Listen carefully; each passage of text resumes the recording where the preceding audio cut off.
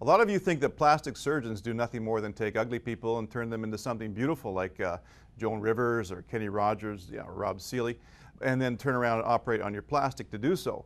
But in fact, plastic surgeons are much more than just lifters, implanters, and augmenters like my buddy Ken Smith, who's not here, but whose clinic we're in.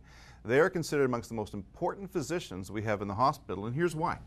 Well, one of the things they deal with, other than cosmetics, is burns. These guys are the expert burnologists. They deal with all sorts of horrific scars, disfigurement, and if we don't have them, we might get burned again. Mm-hmm.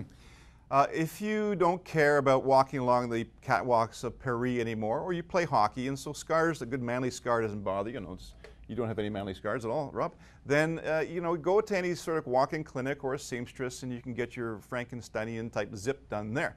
But if scars are important to you, it's the plastic surgeons that have all the fancy techniques and needles and threads and glues that can make you beautiful again. Well, you know what? One out of about every 1,000 babies are born with cleft, well, let me take this out of there for a second, that's a little bit cosmetic, but cleft lips or palates, which is this hole in the top of the roof of the mouth there. And if you've ever laughed so hard you've spit milk out of your nose, you know what I'm talking about. Well, unfortunately for these kids, that happens all the time when they eat. The plastic surgeons deal with cleft lips and palates all the time. I didn't get my number off that, by the way. I feel like I'm in a Shakespeare play here.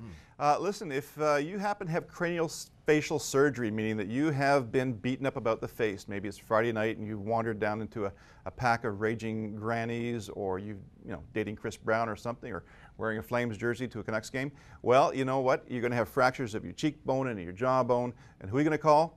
Face busters, the face fixers, which are the plastic surgeons who can put those bones back together again and send you back off into the wilds of Ladysmith or wherever you're going. Another big thing that plastic surgeons do is tendon repairs. Now, tendons are those little pulleys that allow us to move our different parts, and if we don't have the repair of the tendons properly, then we can't move those fingers that we need in traffic jams.